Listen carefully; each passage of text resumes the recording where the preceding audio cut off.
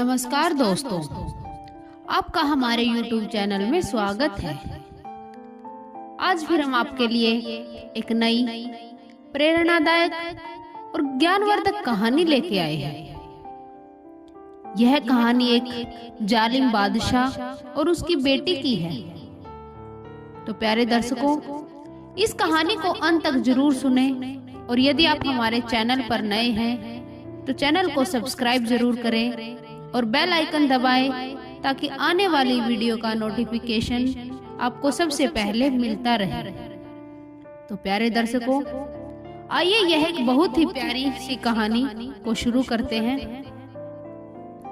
एक बार एक बादशाह था। उसमें एक बुरी आदत थी। उसकी बेटी से बहुत नफरत थी।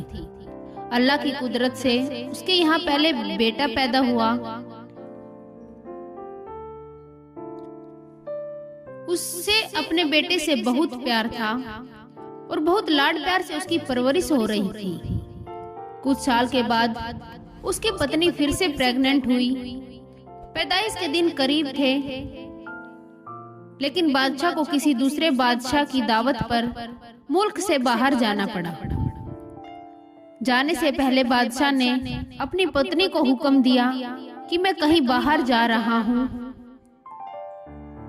अगर मेरे आने से पहले बच्चा पैदा हो गया, लड़का हुआ तो ठीक है, लेकिन अगर लड़की हुई तो उसे दफन कर देना। और यह बात कहकर वह बादशाह वहां से चला गया। कुछ दिन के बाद उसके यहाँ लड़की पैदा हो गई। औलाद माँ को बहुत प्यारी होती है। उसकी माँ रोने लगी, या अल्लाह, अब मैं क्या करूं? पैदाइश के वक्त एक दाई मौजूद थी जो उसकी पत्नी की हालत देख रही थी। अल्लाह ने उसके दिल में रहम पैदा किया। उसने उसकी पत्नी से कहा कि आप दिल छोटा मत कीजिए, मैं यहाँ के सबके सामने बच्ची को दफन करने के बहाने ले जाऊंगी, पर मैं यहाँ से इसे अपने घर में ले जाकर पालूंगी। अगर आप किसी तरह से बच्ची के लिए खर्च वगैरह भेजती रहेंगी तो आपकी बच्ची खुशहाल जिंदगी गुजारेगी, वरना हम गरीब को तो जो नसीब में है ऐसे भी पालने की कोशिश करूंगी।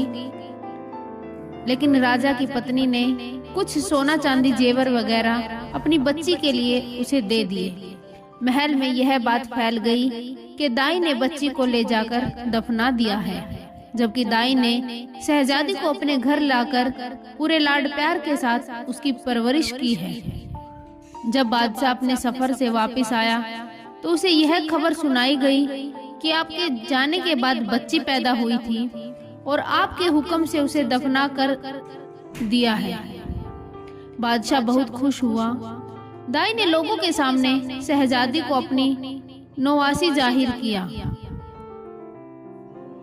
दाई कभी कभार बादशाह से छुपकर बच्ची को लाती और उसकी पत्नी को अपनी बेटी को देखकर उसकी ममता को कुछ राहत मिलता और वो अपनी बेटी की देखभाल करने के लिए दाई को सोना चांदी दे दिया करती थी। इसलिए शहजादी की परवरिश अच्छे तरीके से हो रही थी और वो बहुत ही खूबसूरत लगती थी। इसलिए जवान होते ही दुनिया के सामने शहजादी ना होते हुए भी शहजादियों की तरह दिखने लगी।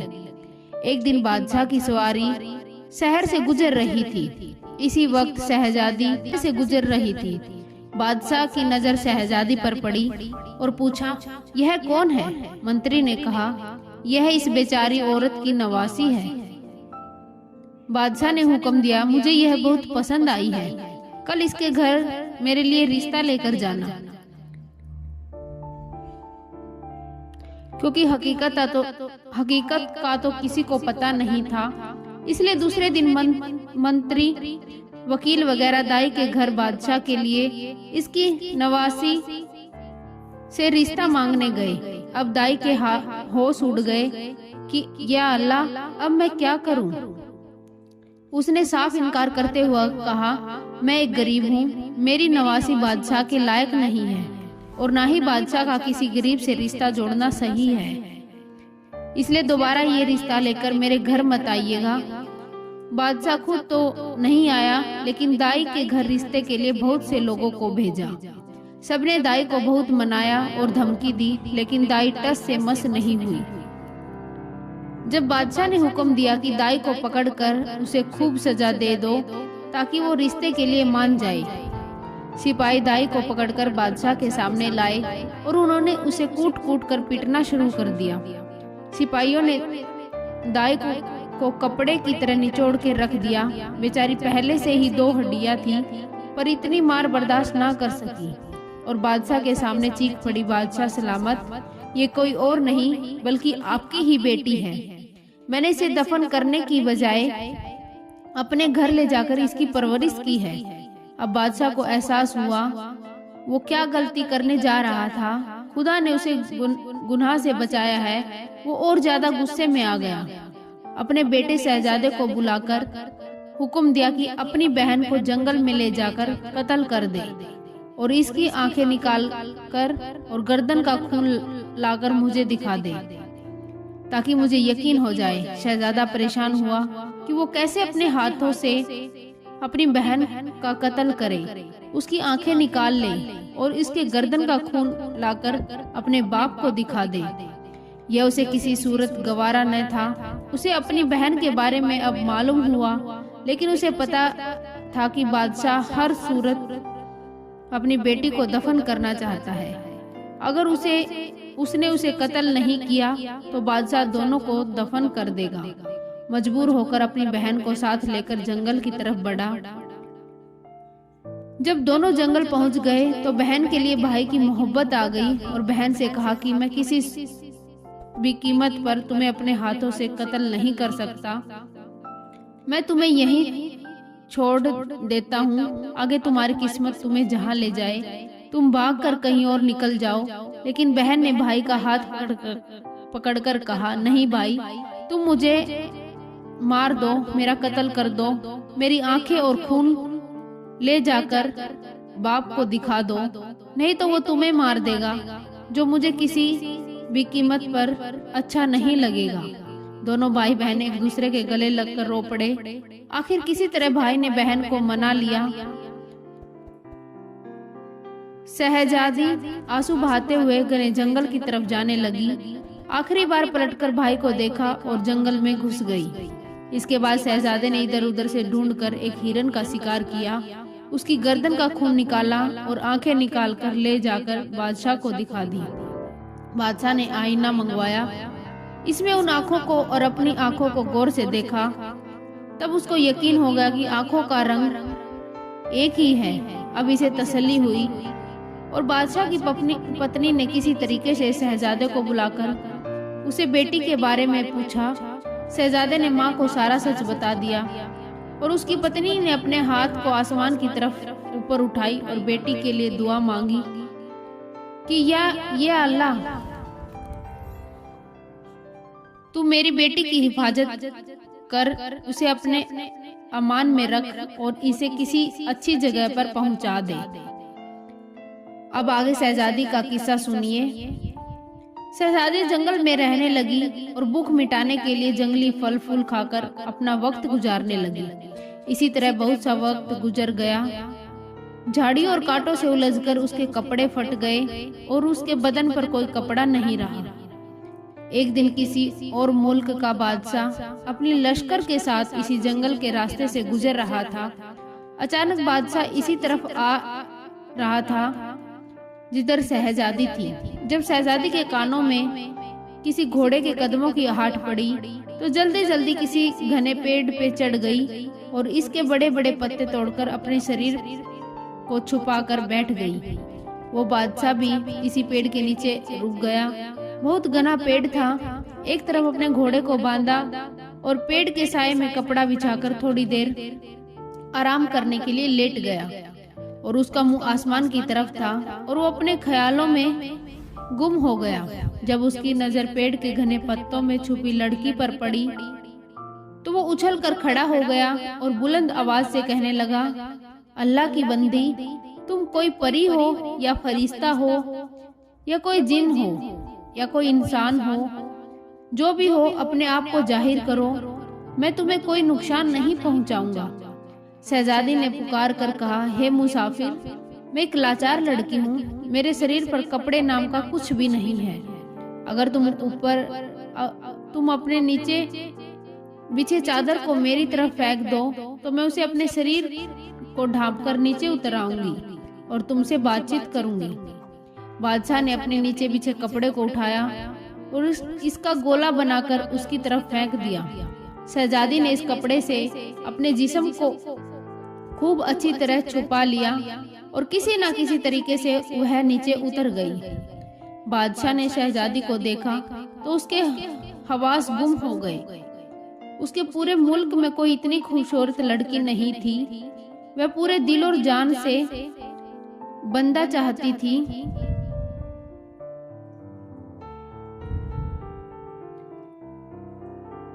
पूरे दिल और जान से शहजादी पर फिदा हो गया और शहजादी से कहा, मैं एक बादशाह हूँ, अगर तुम बुरा न मानो तो मैं तुमसे शादी करके तुम्हें अपनी मलिका बनाना चाहता हूँ। अंधा क्या चाहे दो आंखें, शहजादी ने हामी भरी। वो भी एक ऐसा बंदा चाहती थी जो उसे इज्जत दे। बादशाह खुशी खुशी शहजादी को लेकर अपने मुल्क चला गया। अपने मुल्क पहुंचते ही बादशाह पहले मंत्री के घर पहुंचा और उससे कहा, ऐसा समझो कि ये तुम्हारी बेटी है और मैं इसका रिश्ता मांगने आऊंगा और शादी ब्याह रचाकर अपनी अमानत यहाँ से अपने महल में ले जाऊंगा। मंत्री ने अदा बजाकर कहा, बादशाह सलामत, आप पूरी तरह से तसल्ली रखिए। मैं आपकी अमानत और मेरी बेटी, जब आपका दिल चाहे इसे ब्याह कर ले जाइए। बादशाह शहजादी को मंत्री के घर छोड़ आया। अगले दिन वकील और काजी बादशाह के रिश्ते लेकर मंत्री के घर आ पहुंचे। मंत्री ने रिश्ते के लिए हाँ कर दी। एक दो दिन बाद मंगनी हो गई। बादशाह शहजादी के इश्क में सब कुछ भूल चुका था। जल्द ही शादी का कार्ड भेजा और शहजादी को ब्याह कर अपने महल लाया। बादशाह और शहजादी अपनी शादी से बहुत खुश थे। इस दौरान बादशाह ने शहजादी से उसके बारे में कुछ नहीं पूछा था। चंद साल बाद इसके यहाँ बेटी पैदा हुई। बादशाह बहुत खुश था। उसने शहजादी से पूछा, अब अल्लाह ने हम दोनों को औलाद से नवाजा है। तुम अब एक बेटी की माँ बन गई हो। अब मुझे बताओ कि तुम कौन हो, किसकी बेटी हो और किस जगह तुम्हारा घर है। शहजादी ने किसी तरीके से बादशाह की बात टाल दी। इसी तरह कुछ साल गुजरते चले गए। बादशाह के यहाँ दूसरी बार बेटा पैदा हुआ। बादशाह ने दोबारा शहजादी से वही सवाल दोहराया। शहजादी ने फिर बादशाह की बात को टाल दिया। आखिरकार इनके यहाँ जब तीसरा बेटा पैदा हुआ तो इस मौके पर बादशाह ने शहजादी की हकीकत मालूम करने के लिए बहुत दबाव डाला। आखिरकार शहजादी मान ही गई और बादशाह को हकीकत बताई कि वो दूसरे मुल्क के बादशाह की बेटी है। बादशाह को किस तरह बेटियों से नफरत थी, उसने किस तरह मुझे मारने का हुक्म दिया और दाई ने मुझे किस तरह बचाकर अपने घर में मेरी परवरिश की। बादशाह ने किस तरह मुझे देखा, फिर किस तरह अपने भाई के हवाले करके कत्ल करने का हुक्म दिया। मैं किस तरह जंगल में जिंदगी गुजारने लगी, वहाँ तुमने मुझे देखा, मुझे अपने साथ लेकर आए और मुझसे शादी की। बादशाह ने जब शहजादी की दुख भरी कहानी सुनी तो उसे कहा, अपने आप को तैयार करो, मैं तुम्हारे माँ बाप के घर ले जाऊंगा। शहजादी ने बहुत मिन्नतें की कि मुझे मेरे जालिम बाप के सामने मत ले जाओ, वह मुझे कत्ल कर देगा। लेकिन बादशाह तो नहीं माना। आखिरकार वह मजबूर होकर अपने माँ बाप के घर यानी ससुराल जाने के लिए तैयार हो गई। बादशाह ने एक बड़े लश्कर के साथ शहजादी और तीनों बेटों को भेजा, लेकिन खुद कुछ जरूरी कामों की वजह से रुक गया। अपने मंत्री, वकील और काजी को शहजादी के साथ कर दिया और कहा कि तुम लोग मलिका को लेकर जाओ। मैं पहली, दूसरी या तीसरी मंजिल पर तुम लोगों से जरूर आकर मिलूंगा। मंत्री, वकील और काजी शहजादी को लेकर और लश्कर के साथ उसके माँ बाप के मुल्क की तरफ चल दिए। शाम होते होते उन्होंने पहले मंजिल पर पहुंचकर पड़ाव डाला। नौकर ने शहजादी का खेमा खड़ा किया। तब शहजादी ने देखा कि मंत्री का खेमा भी उसके खेमे के बिल्कुल करीब खड़ा किया है। शहजादी ने मंत्री को बुलाकर उससे पूछा कि हे मंत्री, तुम जानते हो कि मैं बादशाह की बेटी हूँ और एक बादशाह की बीवी हूँ, तो तुम अपना खेमा यहाँ से दूर लगवा लो। मंत्री ने कहा, हे मलिका, बादशाह ने हमें आपकी हिफाजत की खातिर आपके साथ भेजा है। अगर आपको या आपके बच्चों को कुछ हो गया तो मैं बादशाह को क्या जवाब दूंगा। शहजादी ने कहा, मुझे कुछ नहीं होगा, पर तुम अपना खेमा यहाँ से दूर कहीं और लगवा लो। लेकिन मंत्री नहीं माना। खेमे लग गए, खाना वगैरह खाया गया, रात हो गई थी, थके हारे सारे लोग सो गए। मंत्री के दिल में खोट था, उसे नींद नहीं आ रही थी। आखिर आधी रात हो उठी और शहजादी के खेमे में दाखिल हो गया। शहजादी पहले ही जान चुकी थी मंत्री की नीयत में खोट है। आहट पाकर शहजादी जाग गई और देखा कि मंत्री है, तो उसे ललकार कर बाहर निकलने को कहा, लेकिन मंत्री आगे बढ़ने लगा। शहजादी ने कहा, हे मंत्री, तुम जानते हो कि मैं एक बादशाह की बेटी हूँ और एक बादशाह की पत्नी हूँ। ना मैंने बुराई की है और ना किसी का बुरा चाहा है।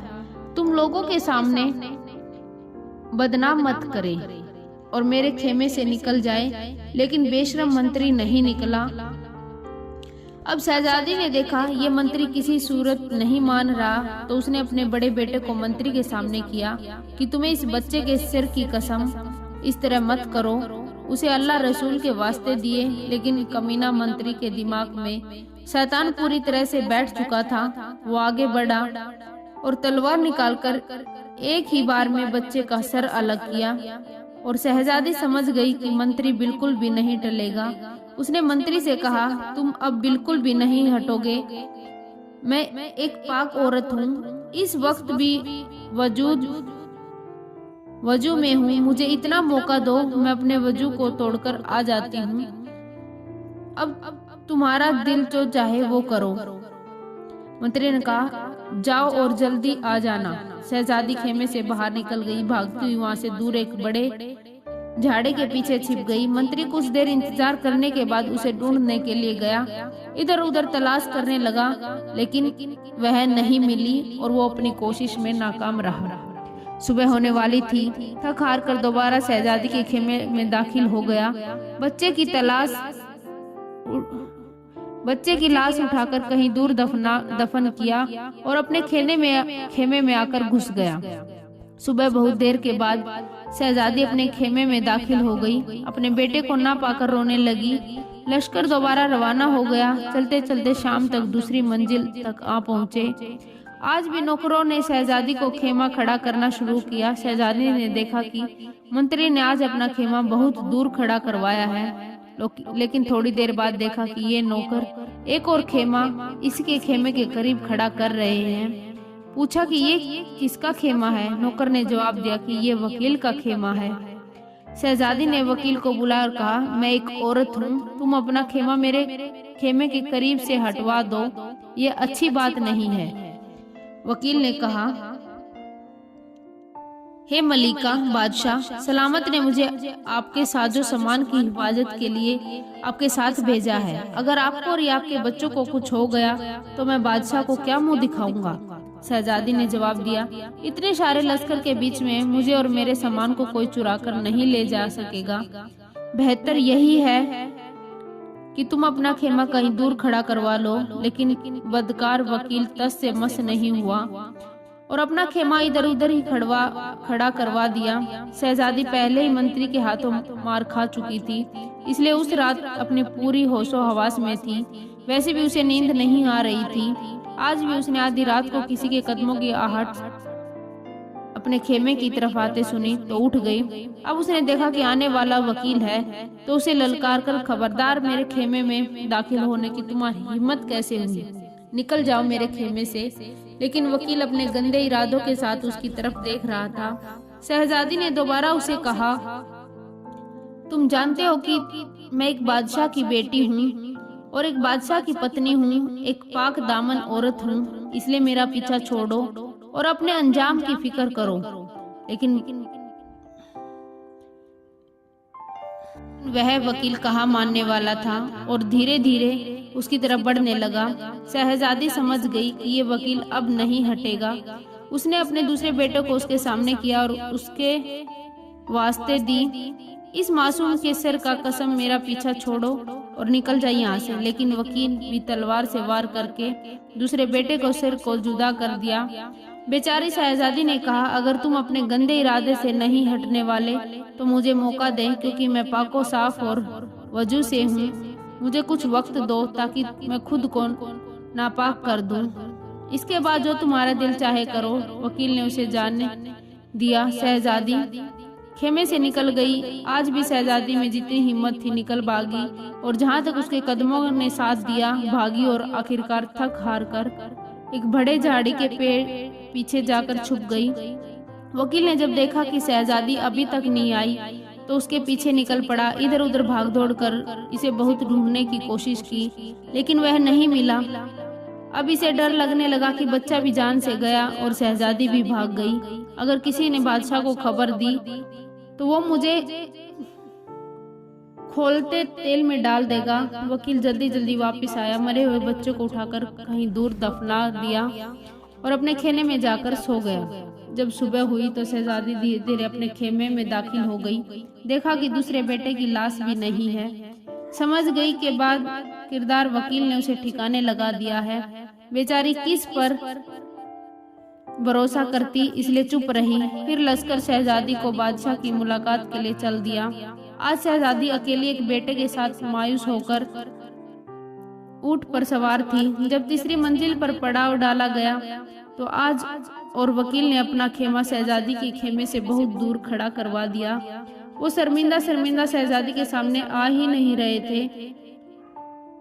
वे हैरान व परेशान थे कि जब उन्हें बादशाह को पता चलेगा तो उससे क्या जवाब देंगे। आज जैसे ही शहजादी का खेमा खड़ा किया गया तो देखा कि एक काजी साहब अपना खेमा इस खेमे के सामने खड़ा करवा रहा है, और शहजादी ने इसे भी समझाने की कोशिश की, लेकिन काजी भी नहीं माना। आज की रात भी शहजादी के लिए मुसीबत की रात थी। वो समझ चुकी थी कि काजी भी उन दोनों से किसी तौर पर कम नहीं है। आज रात को शहजादी बिल्कुल भी नहीं सोई और बैठी रही। जब रात आधी से ज्यादा गुजर गई तो देखा कि कोई खेमे में दाखिल हो रहा है। शहजादी ने उसे भी समझाने की बहुत कोशिश की। खुदा वसूल के वास्ते दिए, यहाँ तक कह दिया कि अगर वकील मंत्री जाहिल थे, तुम तो पढ़े लिखे इंसान हो, लोगों में इंसाफ करते हो, तुम्हें ऐसी हरकतें नहीं करनी चाहिए। लेकिन काजी भी पूरी तरह शैतान बन चुका था। उस पे उन बातों का कोई असर नहीं हुआ। शहजादी ने देखा कि ये भी नहीं मानने वाला, तो उसे ख्याल से शायद उसके दिल में रहम पैदा हो जाए। उसने तीसरे छोटे बेटे को सामने कर दिया, उसका वास्ता दिया कि लेकिन काजी दोनों से भी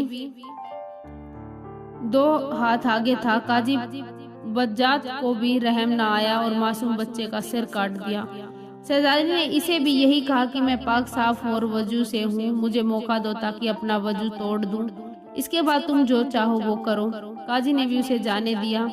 जैसे ही शहजादी बाहर निकली, इधर मुंह उठा भाग निकली। भागते भागते अचानक उसने देखा कि आगे एक बहुत बड़ा दरिया बह रहा है। उसे दिल में धुआं भर गया। अपने मासूम बच्चे की याद आई। उसका दिल खून से आंसू रो रहा था और वो सोच रही थी कि अगर बादशाह ने पूछा कि बच्चे किधर हैं तो मैं उसे क्या जवाब दूंगी। इससे बेहतर है कि खुद को इस दरिया के हवाले कर दूं। ये फैसला करके उसने दरिया में छलांग लगा दी और दरिया से बहते बहते दूसरी तरफ चली गई। दूसरी तरफ से फकीर, जो कि 6 भाई थे, अपने कपड़े धोने के लिए आए थे। जब उन्हें देखा कि दरिया में कोई औरत बहती हुई आ रही है तो वो पकड़कर बाहर निकाल लाए। अब शहजादी के पैरों तले से जमीन निकल गई। उसके होशो हवास निकल गए कि वहाँ 3 कमीनों ने अपनी इज्जत बचाकर भाग निकली तो इन 6 फकीरों के हाथ लग गई। फकीरों में से हर एक यही कह रहा था कि ये मेरी है, मगर सुलह नहीं हो रही थी। इसे अपने बाप के पास ले जाएंगे, वो जिसका कहेंगे यह औरत उसी की है। वो शहजादी को अपने बाप के पास ले गए और उनका बाप एक अक्लमंद इंसान था। देखते ही समझ गया किसी बादशाह घराने की औरत है, मेरा कोई भी बेटा इसके लायक नहीं है। इस वजह से उसने अपने बेटों को समझाया कि ए मेरे बेटो, तुम 6 भाई हो, तुम्हारी कोई बहन नहीं है। इसे अपनी बहन बना लो। तुम 6 भाई और 7वीं तुम्हारी यह बहन है। तुम लोग इसकी खूब देखभाल करो, इसकी बरकत से तुम सब खुश रहोगे। बाप के फैसले ने फकीर बहुत खुश हो गए और अपने से बढ़कर 6 भाइयों ने शहजादी का ख्याल रखने लगे। इनको छोड़ जब बादशाह चौथे दिन लश्कर से मिला तो देखा मंत्री, वकील और काजी इससे कतरा रहे हैं। उसके सामने शर्मसार से थे। पूछा, मेरी पत्नी बच्चे कहाँ हैं? तीनों ने एक जवान होकर कहा, मलिका तो एक डायन थी, उन बच्चों को खाकर खुद भाग निकली। बादशाह हैरान व परेशान हो गया कि ये क्या बात हो गई। वो इन तीनों के बात में पड़ गया, लेकिन कहा कि बाद में देखते हैं, अभी जिस तरफ जा रहे हैं वहां जाके फैसला करेंगे कि आगे क्या करना है। बादशाह अपने दिल में यही सोच रहा था कि जाके अपने जालिम ससुर बादशाह को देखूं और इसे पूछूं कि इससे क्यों बेटियों से इतनी नफरत है। उसके जुल्मे सितम की वजह से उसकी बेटी डायन बन गई और अपने बच्चों तक को खा गई। चलते चलते एक बड़े दरिया को पार किया और अपनी मंजिल की तरफ चल दिए। इधर शहजादी फकीरों की बहन बनकर रहने लगी। इसे उधर उधर से पता मिल गया और समझ गई कि अपने पिता बादशाह से मुल्क में पहुंच गई और उसे पता था कि इसके बाप को कहानी सुनने का बहुत शौक है। उसने अपने फकीरों भाइयों से कहा कि तुम जाकर बादशाह को बता दो कि हमारी एक बहन कहानी सुनाती है, क्या आप उससे कहानी सुनोगे या नहीं। फकीरों ने बादशाह के दरबार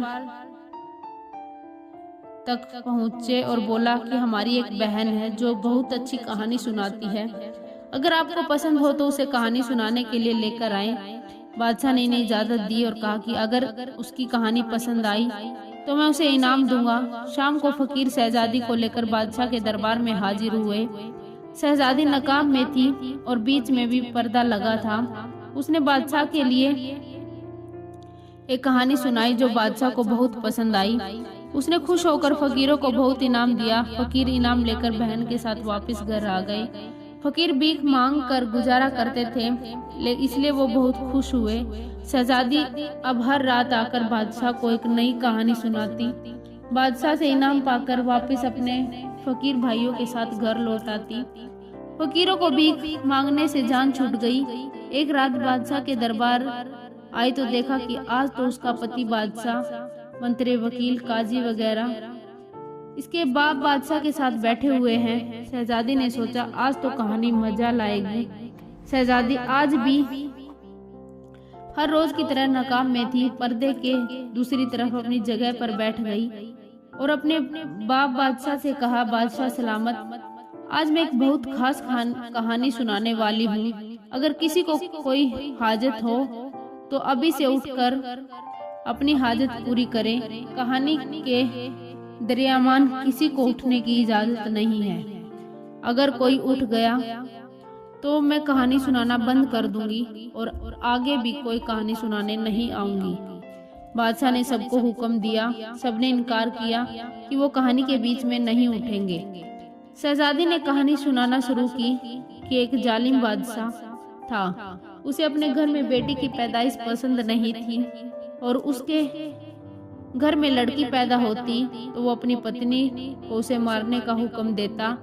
इसकी पत्नी के दाई के जरिए अपनी बेटी को बचाकर उसकी घर परवरिश की। एक दिन उस लड़की पर बादशाह की नजर पड़ी तो वह जवान हो गई थी। वह उस बूढ़ी दाई के घर अपने लिए रिश्ता भेजा, लेकिन दाई ने उस रिश्ते से मना किया।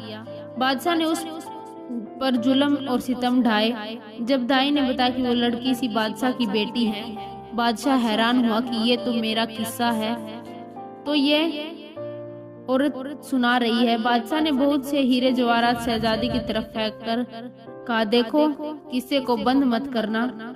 शहजादी ने हीरे जवाहरात फकीरों की तरफ फेंक दिए और उसे पाकर बहुत खुश हुए। शहजादी ने कहानी जारी रखते हुए कहा, बादशाह ने बेटी को अपने बेटे के हवाले करके कहा कि इसे जंगल में ले जाकर कत्ल कर दे और उसकी आंखें खून और निकाल कर मुझे दिखा दे, लेकिन भाई को अपने हाथों से बहन का कत्ल करना अच्छा नहीं लगा और अपनी बहन को जंगल में छोड़कर वापस आ गया।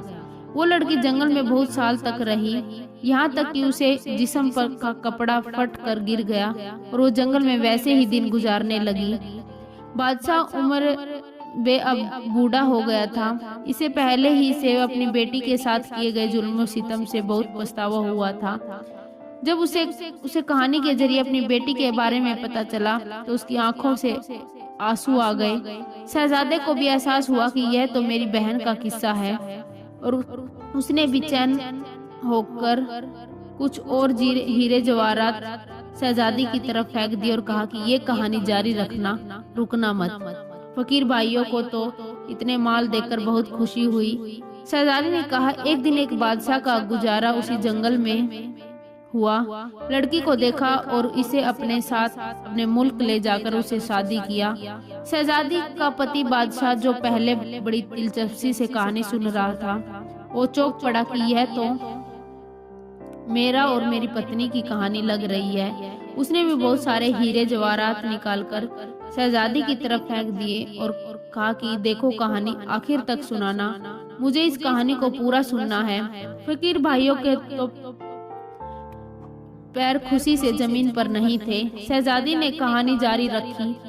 बादशाह ने उस लड़की से शादी की, उससे 3 बेटे हुए। एक दिन बादशाह ने उसे इन 3 बेटों के साथ अपने मंत्री, वकील, काजी के साथ इसे ससुराल के लिए भेज दिया। अब मंत्री, वकील और काजी के होश उड़ गए कि एक दूसरे की तरफ देखने लगे कि ये तो हमारा किस्सा है। बादशाह ने कुछ और हीरे जवाहरात शहजादी की तरफ फेंक दिए। फकीर भाई खुशी से उछल रहे थे। पहली मंजिल पर बादशाह का मंत्री गंदे इरादे से उसकी तरफ बढ़ा और उसे बचने के लिए शहजादी ने अपने बड़े बेटे को उसके सामने किया कि इस बच्चे वास्ते हमें छोड़ दो, लेकिन मंत्री को रहम नहीं आया और इस बच्चे का कत्ल कर दिया। लेकिन लड़की किसी तरह अपनी इज्जत बचाकर वहां से भाग निकली। मंत्री मन बनाया, मुझे बहुत जोर का पेशाब लगा, मैं थोड़ी देर में आता हूँ। बादशाह ने इसे डांट दिया, खामोशी से बैठ कमीने कहीं के, इस वक्त तुम्हें क्यों पेशाब आ रहा है। मंत्री चुप करके बैठ गया और दूसरे पर इसी तरह वकील भी अपने गंदे इरादों के साथ लड़की को तंग किया और अपने गंदे ख्वाहिश पूरी करने के लिए दूसरे बेटे का सिर जुदा करने से बाज नहीं आया। पर पाक दामन लड़की ने यहाँ भी अपनी इज्जत बचाई और भागकर कहीं छुप गई। अब वकील बौखलाया, बादशाह सलामत, मुझे जोर से हाजत पेश आई है, बस मैं यूं गया और यूं आया। बादशाह ने वकील की तरफ देख आंखें दिखाई, बस कर और खामोशी से बैठ जा। जब हकीकत जाहिर हो रही थी तो तुम लोगों को हाजत पेश आ रही है। वकील भी खामोशी से बैठ गया। तीसरे पर काजी भी अल्लाह रसूल को भूलकर लड़की को शादी के लिए तंग करने लगा और उस जालिम ने भी तीसरे बेटे का सिर काट दिया। लड़की ने फिर अपनी इज्जत बचाई और भागकर एक बड़े दरिया में कूद गई। काजी ने भी कोई बहाना बनाने की कोशिश की, लेकिन बादशाह ने उसे भी डांट कर चुप करा दिया। दरिया ने लड़की को कहीं दूर ले जाकर दूसरी तरफ फेंक दिया, जहाँ उसे 6 फकीरों ने देखा और उस दरिया से निकाला। अब फकीर भाइयों की मुंह बंद हो गई कि ये हमारी बहन का किस्सा है। वो भी चुप होकर बैठ गए। फकीर इस लड़की को अपने बाप के पास ले गए। उसके अक्लमंद बाप ने इस लड़की को इन 6 भाइयों की बहन बना दिया। इसके बाप बादशाह की आंखों से आंसू बह रहे थे। दोनों बादशाहों ने हीरे जवाहरात के ढेर उनके सामने लगा दिए कि खुदा का वास्ता कहानी को जारी रखो। लड़की को किसी तरह पता चला कि ये उसके बाप बादशाह का मुल्क है। उसे पता था कि उसके बाप को कहानी सुनने का बहुत शौक है। उसे अपने भाइयों के जरिए बादशाह को कहलवा भेजा कि अगर उसे कहानी सुनना मंजूर हो तो वो आके इसे कहानी सुनाएगी। यहाँ पहुंचकर उसके बाप बादशाह का दिल चूर चूर हो गया और वो एकदम उठकर खड़ा हो गया। शहजादी ने भी अपने चेहरे से नकाब उठा दी तो उसके पति बादशाह ने भी शहजादी को पहचान लिया। बाप बेटी को और पति पत्नी को पाकर बहुत खुश हो गए। दोनों ने मंत्री, वकील और काजी को पकड़ा और इनसे कहा कि बोल, कैसी सजा चाहिए। 4 चड़ी चाहिए, 1 या 4 बटोर। ये पहले जमाने में 2 सख्त सजा के नाम हैं। उन्होंने कहा कि 4 बटोर। बादशाह ने 12 घोड़े मंगवाकर हर एक के हाथ पैर 4-4 घोड़ों से बांधकर इन्हें 4 मुल्क बेशर्मों को उनके किए की सजा मिल गई और शहजादी का बाप अपनी बेटी और इसका पति अपनी पत्नी को पाकर बहुत खुश हुए और हंसी खुशी रहने लगे। तो प्यारे दर्शकों, ये थी एक जालिम बादशाह और उसकी बेटी की कहानी। अगर यह कहानी आपको अच्छी लगी हो और पसंद आई हो तो इसे लाइक करें और चैनल को सब्सक्राइब करें और कमेंट करके हमें जरूर बताएं। धन्यवाद।